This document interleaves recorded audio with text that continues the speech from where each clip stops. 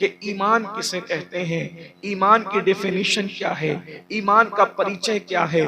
اگر ہمیں پتہ چل جائے کہ ایمان کسے کہتے ہیں، ظاہر سی بات ہے ایمان کو تحفظ ہم اسی وقت فراہم کر سکیں گے، ہم اسی وقت ایمان کی حفاظت کر سکیں گے جب ہمیں ایمان پتہ ہوگا ایمان کہتے کسے ہیں۔ لیکن ایک سچی بات آپ برا نہیں مانے تو یہ کہی جا سکتی ہے، آج میری قوم کو پتہ ہی نہیں ہے کہ ایمان کسے کہتے ہیں، ہمیں ایمان بھی نہیں پتا۔ جس قوم کو ایمان نہیں پتا وہ قوم اپنے ایمان کی حفاظت کیسے کرے گی؟ کتنا بڑا المیہ ہے کہ اللہ کے بارے میں کیا عقیدہ رکھنا چاہیے ہماری نئی نسل کو نہیں پتا ہے، رسول اللہ کے بارے میں عقائد کیا ہونا چاہیے ہماری نئی نسل کو نہیں پتا ہے، آخرت کے بارے میں کیا عقیدہ ہونا چاہیے ہماری نسل کو نہیں پتا ہے۔ اگر ایمانیات کے باب میں ایمان کسے کہتے ہیں اگر دو جملوں میں بیان کیا جائے تو میں اتنا کہہ سکتا ہوں، اللہ کے رسول صلی اللہ علیہ وآلہ وسلم اللہ کی طرف سے جو کچھ لے کر کے آئے اس کو دل سے ماننا اور زبان سے اس کا اعلان کرنا، اس کا نام ایمان ہے۔ دل سے ماننا اور زبان سے اعلان کرنا، اقرار کرنا، اس کا نام ایمان ہے۔ حضور جو کچھ لے کر کے آئے اپنی عقل کا گھوڑا نہیں دوڑانا، حضور جو کچھ لے کر آئے ہمیں ماننا ہے۔ اور یاد رکھنا ایمان کی طاقت کیا ہے، ایمان کی قوت کیا ہے۔ بڑی بڑی طاقتیں، ہتھیار کی طاقتیں جس کے سامنے سجدہ ریز ہے اسے ایمان کہتے ہیں۔ ایمان کتنا پاورفل ہے، ایمان کتنا عظیم ہے، یہ ایمان ہی ہے۔ جب ایمان کسی قوم کو نصیب ہو جاتا ہے تو عرب کے بوریا نشین قیصر و کسریٰ کے تاجدار بن جاتے ہیں۔ ایمان جب نصیب ہو جاتا ہے، ایمان جب کسی کو نصیب ہو جاتا ہے تو اللہ اکبر، وہ لوگ جو نمک اور کافور میں فرق نہیں کر پاتے تھے وہ آسمان ہدایت کے تارے بن جاتے ہیں۔ ایمان جب کسی قوم کو نصیب ہو جاتا ہے تو بحر ظلمات میں وہ گھوڑے دوڑاتے ہیں تو گھوڑوں کی ٹاپیں بھی اللہ اکبر پانی سے بھیگتی نظر نہیں آتی۔ اسی لیے تو اقبال نے کہا تھا دی اذانیں کبھی یورپ کے کلیساؤں میں اور افریقہ کے تپتے ہوئے صحراؤں میں، دشت تو دشت ہے دریا بھی نہ چھوڑے ہم نے، بحر ظلمات میں دوڑا دیے گھوڑے ہم نے۔ ایمان کیا ہے؟ اللہ اکبر، ایمان اتنی عظیم طاقت ہے کہ فرشتے بھی ایمان والوں کو رشک کی نگاہ سے دیکھتے ہیں۔ ایمان اتنی عظیم قوت ہے کہ اللہ اکبر، دیوان گانے عشق محمد کو دیکھ کر گھبرا گئی ہے گردش دورہ، کبھی کبھی گردن میں ہاتھ ڈالے ہیں ماہ و نجوم نے، گزرا ان حدوں سے مسلمان کبھی کبھی ایمان کامل نصیب ہو جاتا ہے تو فرشتے باز نیچے رہ جاتے ہیں، مومن کامل کا مرتبہ اس سے بلند ہو جاتا ہے۔ اللہ اکبر، ارے یہ ایمان ہی ہے۔ جب مومن اپنی قبر میں جاتا ہے تو نکیرین اس کی تعظیم کرتے نظر آتے ہیں۔ ایمان والے کی تعظیم صرف زمین کے اوپر نہیں ہوتی بلکہ زمین کے اندر بھی ہوتی ہے۔ نکیرین جس کی تعظیم کرے اس کو مومن کامل کہتے ہیں، میرے امام کہتے ہیں۔ نکیرین کرتے ہیں تعظیم میری، نکیرین تعظیم میری، فدا ہو کے تجھ پہ یہ عزت ملی ہے۔ یاد رکھنا ایمان وہ قوت ہے، ایمان والوں سے کبھی کوئی جیت نہیں سکا، ایمان والے کبھی ہارے نہیں۔ قرآن کہتا ہے وَأَنْتُمُ الْعَالَوْنَ إِن كُنْتُم مُؤْمِنِينَ، تمہیں سر بلند ہو، تمہیں کامیاب ہو اگر تم مومن ہو۔ ایمان کو سمجھا کیا ہے، ایمان کی شان کو سمجھا کیا ہے؟ اسی لیے انسان اپنے حسن سے ناواقف ہے، انسان اپنے حسن سے ناواقف ہے۔ دوسرے آپ کے حسن کو دیکھ کر اندازہ لگا رہے ہیں کہ آپ کتنے حسین ہیں۔ حضرت بیدم شاہ وارسی نے کہا تھا اپنی ہستی کا گر حسن نمایاں ہو جائے آدمی اپنے انوار پہ شیدا ہو جائے۔ ہمارا ایمان کا جو حسن ہے دوسرے سمجھ رہے، منکرین اسلام سمجھ رہے کہ ایمان کی طاقت کیا ہے، اسی لیے وہ ہم سے ہماری روزی نہیں چھیننا چاہتے۔ منکرین اسلام ہم سے ہمارے گھر نہیں چھیننا چاہتے، منکرین اسلام ہماری نسلوں سے ایجوکیشن کی ڈگریاں نہیں چھیننا چاہتے۔ منکرین اسلام اگر ہم سے کچھ چھیننا چاہتے ہیں ہمارا ایمان چھیننا چاہتے ہیں۔ ہمارا عقیدہ چھیننا چاہتے ہیں. ایمان کتنی قیمتی شے ہے. آپ کو بتاؤں 1000 منکرین اسلام آئے تھے اور 313 ایمان والے آئے تھے. 1000 منکرین اسلام طاقت لے کر آئے, قوت لے کر آئے, تلوار لے کر آئے, پیٹ بھرے ہوئے آئے, ناچنے والیوں کو ساتھ لے کر آئے, گانے والیوں کو ساتھ لے کر آئے, اور اپنے منصب مرتبے اور مقام کو ساتھ لے کر آئے. وہ کوئی چھوٹے موٹے لوگ نہیں تھے جو منکرین اسلام تھے, مکے کی طرف سے آئے تھے.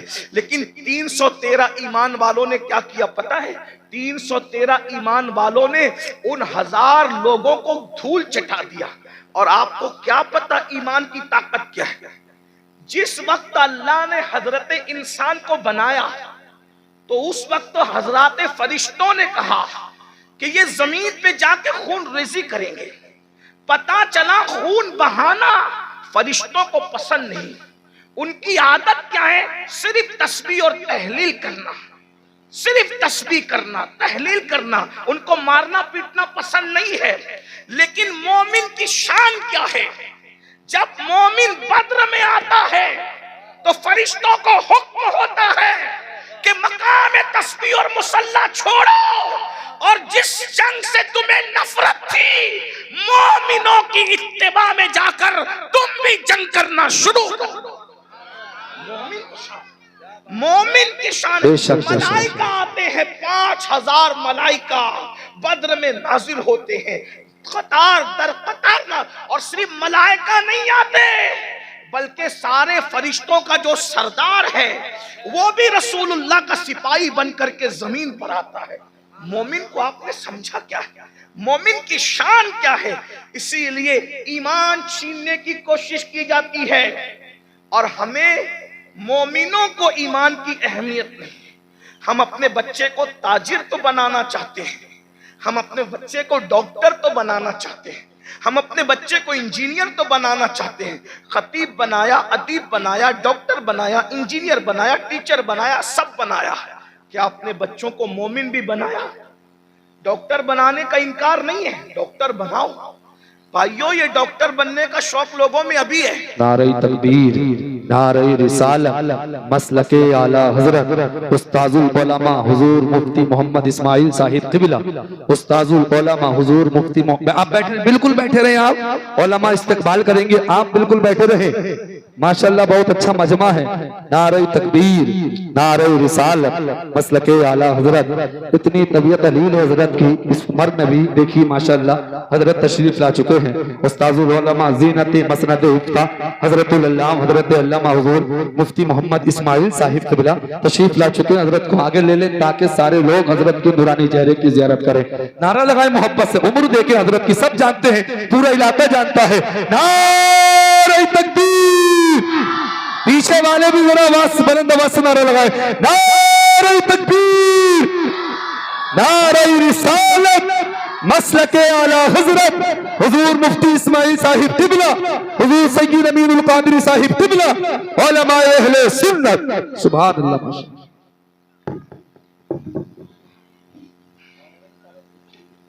درود شریف پڑھنے. اللہم صلی وسلم وزد وبارک علی سیدنا مولانا محمد وآلہ وصحبہ. صلاۃ و سلام علیک یا رسول اللہ صلی اللہ تعالی علیہ وسلم. اللہ تعالی حضرت مفتی اسماعیل صاحب کو شفا دے, صحت دے, تندرستی عطا فرمائے. اس حالت میں بھی وہ تشریف لائے ہیں. یہ ہمارے بزرگوں کا خلوص ہے, اخلاص ہے. درود شریف ایک بار پڑھیں, میں گفتگو آگے بڑھاتا ہوں. رب صلی وسلم دائما ابدا علی حبیبک خیر الخلق کلہم, صلاۃ و سلام علیک یا جد الحسن والحسین وعلی آلک واصحابک یا جد الغوث الثقلین. تو ڈاکٹر بنا رہے, ٹیچر بنا رہے, سب بنا رہے, انکار نہیں. بنائیے. دنیا میں ڈاکٹر بننے کا شوق ابھی پیدا ہوا. مسلمان اس وقت سائنسی علوم کا انکشاف کر رہے تھے جب لوگ سائنس سے ناواقف تھے. اس کا ثبوت اگر دیکھنا ہے تو آپ قرآن کی ان آیات کو پڑھ کر کے دیکھیں جو سائنسی علوم کا انکشاف کرتی نظر آتی. اسی لیے آج جتنے سائنسداں ہیں کوئی یہ نہیں کہتا کہ ہم سرچ کر رہے ہیں. پڑھے لکھے لوگوں کی توجہ چاہتا ہوں. آج کوئی سائنسداں یہ نہیں کہتا کہ ہم سرچ کر رہے ہیں، ہر سائنسداں کیا کہتا ہے؟ ہم ریسرچ کر رہے ہیں۔ تو ریسرچ کا مطلب کیا ہے؟ پہلے جو سرچ ہو چکا، ریسرچ اسی کا تو ہوتا ہے۔ اس کا مطلب سائنس آج بھی یہ ماننے کو تیار ہے کہ پہلے کسی نے سرچ کیا تھا، اسی کی ریسرچ ہم کر رہے ہیں۔ توجہ فرمائیں۔ تو یہ سرچ کس نے کیا؟ یہ سرچ کس نے کیا؟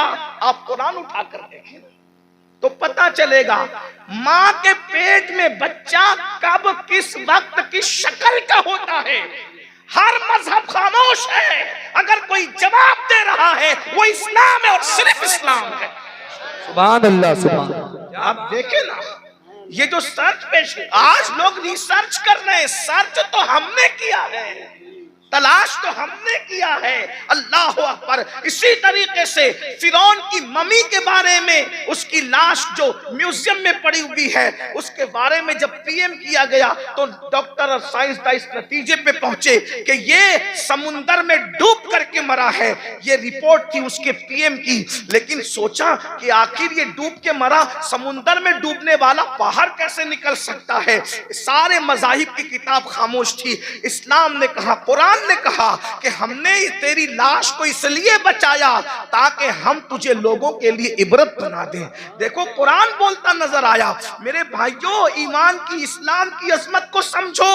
ہمیں وحدہ لا شریک، خدائے حق، معبود برحق کا پتہ مصطفیٰ جان رحمت نے بتایا، ورنہ کہیں تو حضرت عیسیٰ کی عبادت ہو رہی ہے، کہیں تو حضرت مریم کی عبادت ہو رہی ہے، کہیں تو حضرت عزیر کی عبادت ہو رہی ہے، کہیں تو چاند کی عبادت ہو رہی ہے، کہیں تو سورج کی عبادت ہو رہی ہے، کہیں تو گوبر اور مٹی کی عبادت ہو رہی ہے، کہیں تو درخت اور دریا کی عبادت ہو رہی ہے۔ ارے تم کتنے خوش نصیب ہو کہ تمہیں وہ خدا ملا ہے۔ وہ اور لوگ ہیں دنیا کے اندر جو خدا کو بنا کر پوجتے ہیں۔ لوگوں کا خدا وہ ہے جو لوگ بناتے ہیں، مسلمانوں کا خدا وہ ہے جس نے کن کہہ کر کائنات کو زندہ باد، زندہ باد، نعرہ تکبیر، نعرہ رسالت۔ لوگوں کا خدا وہ ہے جس کی تصویر بنتی ہے، مسلمانوں کا خدا وہ ہے جو تصور میں بھی نہیں آتا۔ اوروں کا خدا تصویر میں آتا ہے، ہمارا خدا تصور میں بھی نہیں آتا۔ ہمارا خدا اتنا بلند ہے، ارے جو تصور میں نہیں آتا وہ ہمارا خدا ہے۔ اللہ اکبر۔ اور پھر لوگ عظمت کا اندازہ کیا لگائیں جب محمد الرسول اللہ، اس کے بنائے ہوئے بندے کی عظمت کی حقیقت کو لوگ نہ جان سکے۔ جب اس کا بندہ اتنا بے مثال ہے تو وہ خدا کتنا بے مثال بات ہے۔ زندہ باد، زندہ باد۔ ایمان کی اہمیت کو سمجھو، کون سا مذہب ہمیں نصیب ہوا ہے۔ اسی لیے آج ہم مسلمان ایمان کی اہمیت نہیں سمجھ پا رہا ہے، منکرین اسلام اہمیت سمجھ گئے، اسی لیے وہ ایمان چھیننا، وہ جانتے ہیں جب تک ان کے پاس ایمان رہے گا ان کو زیر نہیں کیا جا سکتا، ان کو تباہ نہیں کیا جا سکتا، ان کو برباد نہیں کیا جا سکتا۔ چھین لو ان سے ایمان۔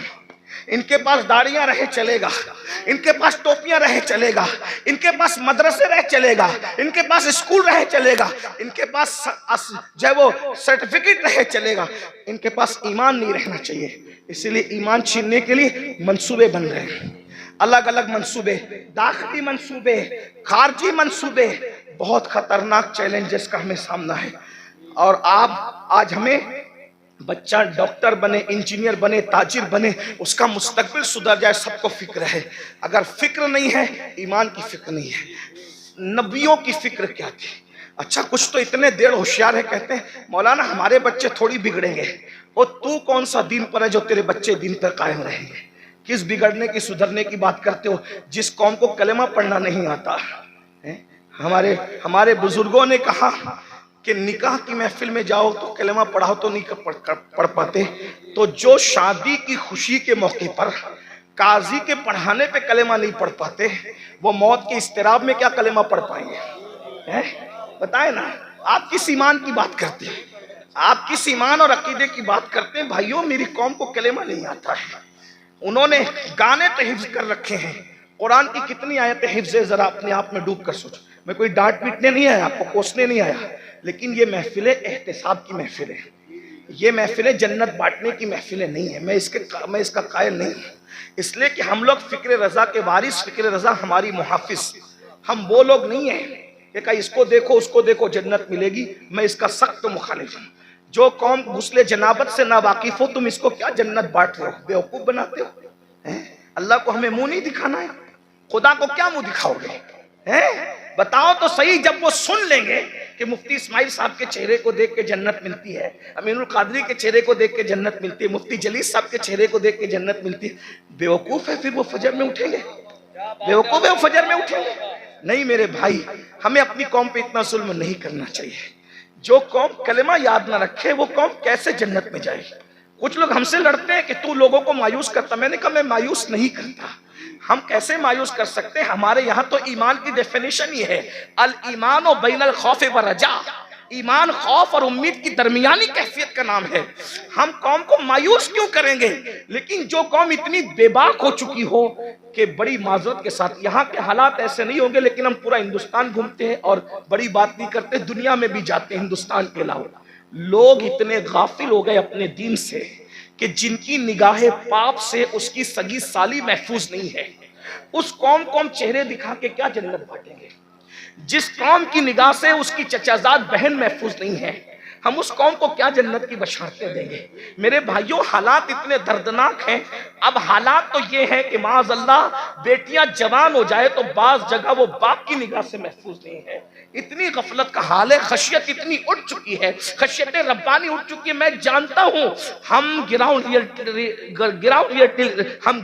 ریئلٹی کے لوگ ہیں، ہم گراؤنڈ زمینی حقائق والے لوگ ہیں، ہم لوگ جانتے ہیں حالات کے تقاضے کو۔ لوگ ہمارے پاس آ کر کے باتیں کرتے ہیں، بعض بچیاں طلاق پا کر کے گھر آئی ہے تو باپ نے باپ کی نظر ڈالی ہے، بعض جو ہے وہ بہویں جوان سسر کی نگاہ سے محفوظ نہ رہ سکی ہے۔ یہ حقائق ہے، زمینی حقائق یہ ہے۔ میرے بھائیوں، جس قوم کے اندر سے خوف خدا اتنا اٹھ جائے، کہاں وہ تقویٰ تھا، کہاں وہ تقویٰ، کہاں وہ تقویٰ کہ سیدنا عمر ابن خطاب جیسی ہستی جنہوں نے رسول اللہ کی زیارت کی ہے، اور خوف کا عالم یہ ہے کہ چہرے پر آنسوؤں کے نشان ہیں۔ علامہ ابن الجوزی اپنی کتاب میں لکھتے ہیں کہ ایک مرتبہ فاروق اعظم اپنے گھر کے دروازے پر بیٹھے، فاروق اعظم گھر کے دروازے پہ بیٹھے ہیں اور چہرہ گلی کی طرف کیا ہوا ہے۔ ذرا غور سے سننا، چہرہ گلی کی طرف کیا ہوا ہے اور دروازے پہ بیٹھے ہیں۔ ایک صحابی آتے ہیں، چلے جاتے ہیں سلام کر کے، کچھ دیر کے بعد آتے ہیں تو فاروق اعظم اسی طرح دروازے پہ بیٹھے ہوئے ہیں۔ وہ لوگ بھی کیا لوگ تھے، یہ نہیں دیکھا کہ فاروق اعظم ہے، یہ نہیں دیکھا عمر ابن خطاب ہے، یہ نہیں دیکھا کہ رسول اللہ کے صحابی ہیں۔ جب دیکھا کہ دروازے کی طرف رک کر کے بیٹھے ہیں، وہاں کسی کی رعایت نہیں تھی، کیونکہ وہ لوگ سب سے پہلے شریعت کے مرید تھے، بعد میں کسی کے مرید تھے۔ وہ لوگ سب سے پہلے شریعت کے معتقد تھے، بعد میں کسی اور کے معتقد تھے۔ فاروق اعظم کو دروازے پہ بیٹھا دیکھ کر ایک عام صحابی ٹوکتے ہیں، عمر اب تم بھی دروازے پہ بیٹھو گے رستے کی طرف منہ کر کے؟ آپ دروازے پر کیوں بیٹھے رستے کی طرف منہ کر کے؟ ہم تو کسی کو روک بھی نہیں سکتے، ٹوک بھی نہیں سکتے، اس لیے کہ ہمیں معاذ اللہ ثم معاذ اللہ اللہ کی رضا سے زیادہ کسی اور کی رضا پیاری ہو گئی ہے کہ اس قوم کی تباہی سے اس قوم کو اب کوئی نہیں بچا سکتا۔ جو خالق کو تو ناراض کر سکتی ہے مگر مخلوق کو ناراض نہیں کر سکتی۔ میرے بھائی، ہاں اگر کسی غریب کے ہاتھ میں سونے کی انگوٹھی ہم دیکھتے ہیں، اس کو اتروا لیتے ہیں، کیا کسی کونسلر کے ہاتھ سے بھی ہم انگوٹھی اتروانے کی ہمت رکھتے ہیں؟ کیا کسی مالدار کے ہاتھ سے بھی ہم کڑا اتروانے کی ہمت رکھتے ہیں؟ سارا قانون تو ہم نے منہ دیکھ کر کے بنایا ہے۔ بہت معذرت کے ساتھ، اسلام صرف اسلام ہے، اسلام صرف اسلام ہے، اسلام حقیقت ہے۔ غریب امیر چھوٹا بڑا سب کے لیے شریعت کا قانون ایک ہے۔ اللہ اکبر! ذرا غور تو کیجئے، فاروق اعظم جیسی ہستی کو ٹوکنے والا ٹوکتا ہے، آپ دروازے پہ بیٹھیں گے روڈ کی طرف رستے کی طرف منہ کر کے؟ فاروق اعظم نے کہا اللہ تیرا بھلا کرے۔ ناراض نہیں ہوئے فاروق اعظم، یہاں ٹوکنے پہ لوگ ناراض ہوتے ہیں، فاروق اعظم ناراض نہیں ہوئے۔ تو اللہ تیرا بھلا کرے، تو نے مجھے ٹوکا لیکن پوچھ تو صحیح کہ میں دروازے پہ کیوں بیٹھا ہوں، دروازے پہ بیٹھنے کی وجہ کیا ہے؟ کہا کیا وجہ ہے؟ کہا آج میری بیٹی ام المومنین حفصہ مجھ سے ملنے آئی۔ پہلے تو میں اہل علم کی توجہ چاہتا ہوں، جو بیٹی ہوگی وہ کبھی ماں نہیں ہو سکتی، اور جو ماں ہوگی وہ کبھی بیٹی نہیں ہو سکتی. لیکن رسول اللہ کے نکاح میں جانے کی وجہ سے حفصہ کی شان یہ ہو گئی تھی کہ وہ فاروق اعظم کی بیٹی بھی تھی کہ ان سے پیدا ہوئی تھی، لیکن فاروق اعظم کی ماں بھی تھی کیونکہ رسول اللہ کے نکاح میں تھی. بے شک بے جہاں شک. ماں اور بیٹی کے دونوں رشتے ایک ساتھ جڑے ہیں، لیکن فاروق اعظم کا تقویٰ دیکھو. فاروق اعظم کہتے ہیں آج میری بیٹی حفصہ مجھ سے ملاقات کے لیے آئی ہے اور میری بیوی اپنے میکے چلی گئی ہے، تو میں اپنی جوان بیٹی کے ساتھ اپنے کمرے میں اکیلا رہنا پسند نہیں کرتا، اس لیے میں دروازے کی طرف رک کر کے بیٹھ گیا ہوں اپنی بیوی کے انتظار میں کہ وہ آئے تو میں اندر جاؤں. وہ لوگ تھے اللہ کے خوف اور خشیت جو بیٹی کے ساتھ، جو ماں بھی ہو، ام المومنین بھی ہو، اس کے ساتھ تنہائی میں بیٹھنا گوارا نہیں کرتے. یہ وہ لوگ تھے. اور آج کیا ہو رہا ہے؟ کیا کر رہے ہو؟ اسلام کہاں نظر آتا ہے مجھے بتاؤ. وہ قوم ایمان کو تحفظ کیسے دے سکتی ہے جس کے پاس ایمان کی کوئی اہمیت ہی نہیں؟ آؤ نبی کی فکر دیکھو. قرآن نے ایک نبی کی موت کا ذکر کیا. پہلے تو یہ سن لیں کہ ہم اہل سنت کے بارے میں لوگ بکواس کرتے ہیں، کہتے ہیں یہ لوگ نبی کی موت نہیں مانتے. میں نے کہا جھوٹ ہے. ہم اللہ کے سوا سب کی موت مانتے ہیں، حتیٰ کہ ہمارا عقیدہ ہے کہ موت کو بھی موت آئے گی. موت کو بھی موت. ہمارا عقیدہ، لوگ ہمارے عقیدے خود سے بیان کرتے، کبھی ہم سے سننے کی کوشش ہی نہیں کرتے. کبھی کہتے ہیں یہ سنی نبی کو بشر نہیں مانتے. ہم نے کہا جو نبی کو بشر نہ مانے ہم اس کو کافر سمجھتے ہیں. نبی بشر ہوتا ہے، لیکن تمہارے ماننے میں ہمارے ماننے میں فرق یہ ہے، نبی بشر ضرور ہوتا ہے لیکن وہ ہماری طرح بشر نہیں ہوتا. وہ خیر البشر ہوتا ہے، وہ سید البشر ہوتا ہے، وہ رشک بشر ہوتا ہے، وہ افضل البشر ہوتا ہے. ہاں، بلکہ لباس بشر میں نبی کو بھیج کر قدرت نے بشریت کو معراج عطا فرما دی ہے. بیدم شاہ وارسی نے کہا تھا ابعاد بھی کچھ اور ہماری نظر میں ہے، ابعاد بھی کچھ اور ہماری نظر میں ہے، جب سے سنا ہے یار لباس بشر میں ہے. جب سے سنا ہے یار لباس بشر میں ہے.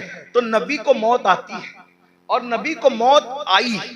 توجہ کرنا، میں بہت بے باکی کے ساتھ اس لیے بول رہا ہوں کہ میری پشت پر کئی مفتیان کرام بیٹھے ہیں، کہیں پر علماء کے اساتذہ یہاں موجود ہیں. آپ بھی غور سے سنیں.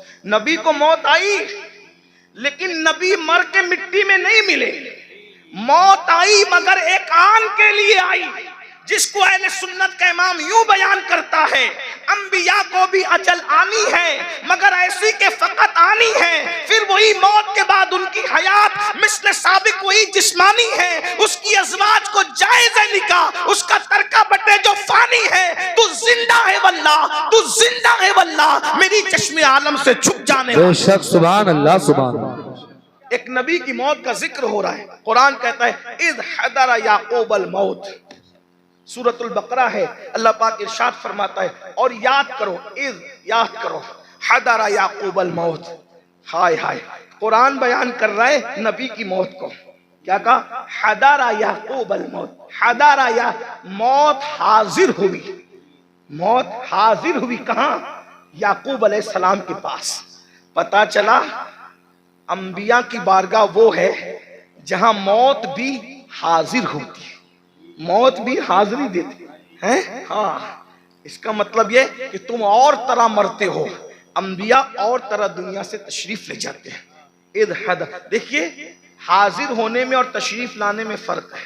ویسے یوپی میں بتانے کی ضرورت نہیں، یوپی کے لوگ بہت پڑھے لکھے ہوتے، اردو تو جانتی ہیں. اگر کوئی چھوٹا کسی بڑے کے پاس آ کر کہے کہ میں تشریف لایا تو پڑھا لکھا آدمی ضرور ہنسے گا کہ بڑوں کے پاس تشریف نہیں لاتے بلکہ بڑوں کے پاس حاضر ہوتے ہیں. اور جب بڑا کہے گا، جیسے مثال کے طور پہ اگر میں کہوں کہ حضرت مفتی اسماعیل صاحب کی بارگاہ میں حاضر ہوا تو صحیح ہے، لیکن اگر یہ کہوں کہ میرے پاس مفتی اسماعیل صاحب حاضر ہوئے تو غلط ہو گیا. بلکہ مجھے کیا کہنا پڑے گا؟ حضرت مفتی اسماعیل صاحب تشریف لائے. بات سمجھ میں آتی ہے؟ اب قرآن کیا کہہ رہے؟ حضر یعقوب الموت، موت حاضر ہوئی یعقوب کے پاس. تو پتا چلا یعقوب بڑے ہیں علیہ السلام، اور مرتبہ موت، یہاں موت سے مراد موت کا فرشتہ ہے. جی جی سی بات ہے ہمارے نبیوں سے، ہمارے نبیوں سے رسول ملائکہ کا مرتبہ افضل نہیں ہے نا. ہمارے یہاں پڑھایا جاتا ہے رسول ملائکہ سے انبیاء کرام اور رسولان اعظام جو انسانوں میں ہیں وہ افضل ہے. ٹھیک. حضر یعقوب الموت، اس سے پتا چلا. اور پھر اس کے بعد کیا قرآن کہتا ہے؟ جب موت حاضر ہوئی تو قرآن کہتا ہے حضرت یعقوب علیہ السلام نے اپنے بچوں کو، پوتوں کو، بیٹوں کو، سب کو جمع کیا اور کیا کہا؟ اذ قال لبنی ما تعبدون من بعدی، کہ تم میرے بعد کس کی عبادت کرو گے. نبی کو فکر کیا ہے؟ بیٹے کیسے کیسے بیٹے ہیں؟ کیا نبی نے تربیت نہیں کی ہوگی؟ یا یوسف علیہ السلام جیسا بیٹا. اسی طریقے سے ان کے اور جو 11 بیٹے تھے، یاد رکھیے گا وہ جو 11 بیٹوں کا تذکرہ قرآن میں ہے، ہم ان کی بے ادبی نہیں کر سکتے کیونکہ وہ بگڑے ہوئے لوگ نہیں تھے. وہ تو ایک ان کی ایسی لغزش تھی جو رشک کی بنیاد پر ہو گئی تھی، ہے نا. مگر وہ اولاد پیغمبر تھے. ان کے اور ان کی اولادیں، یعقوب علیہ السلام کو فکر ہے تو یہ نہیں کہ میرے بچے میرے بعد کھائیں گے کیا، کیونکہ رزق کا وعدہ اللہ نے کیا، اللہ رزاق ہے. میرے بعد میرے بچے پہنیں گے کیا، اللہ رب ہے وہ پہنائے گا بھی. میرے بعد میرے بچوں کا کیا ہوگا، ارے وہ سب کچھ انتظام کر دے گا. نبی کو فکر ہے دنیا سے جاتے وقت تو اپنے بچوں کے ایمان کی فکر ہے. پوچھتے ما تعبدون من بعدی، میرے بعد تم کس کی عبادت کرو گے. تو بیٹوں کی بھی تربیت ہوئی تھی، پوتوں کی بھی تربیت ہوئی تھی. انہوں نے کیا کہا؟ قالوا نعبد الہک. اب یہاں توحید بیان ہو رہی ہے، توجہ کرنا. یہیں سے ایمان، اب گفتگو کا آغاز ہوتا ہے. ایمان اصل کیا ہے، توحید اصل کیا ہے؟ قالوا نعبد، ہم عبادت کریں گے الہ کا، جو تمہارا خدا ہے.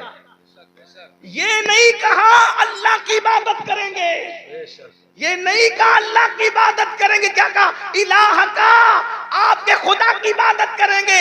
وہ الہ آبائی کا، اور آپ کے باپ داداؤں کا جو خدا ہے. اور پھر تشریح آ گئی اسماعیلہ ابراہیم و اسماعیل و اسحاق، جو ابراہیم کا خدا ہے، جو اسماعیل کا خدا ہے، جو اسحاق کا خدا ہے. توحید بیان ہو رہی ہے مگر نری بیان نہیں ہو رہی ہے، بلکہ توحید اللہ والوں کے ذریعے سے بیان ہو رہی ہے. پتا چلا وہ توحید شیطانی توحید ہے جس میں کہا جاتا ہے اللہ کو مانیں گے اور کسی کو نہیں مانیں گے. قرآنی توحید یہ ہے الہ کا و الہ آبائی کا، ابراہیم و اسماعیل و اسحاق، یعنی کہ جو آپ کا خدا ہے. پتا چلا اگر یہ کہتے کہ خدا کی عبادت کریں گے تو بعد میں لوگ ڈھونڈتے کون سا خدا، کون سا خدا، کون سا خدا. لیکن کہا الہ کا، اے یعقوب تم جس کی عبادت کرتے رہے ہم اسی خدا کی عبادت. نعرہ تکبیر.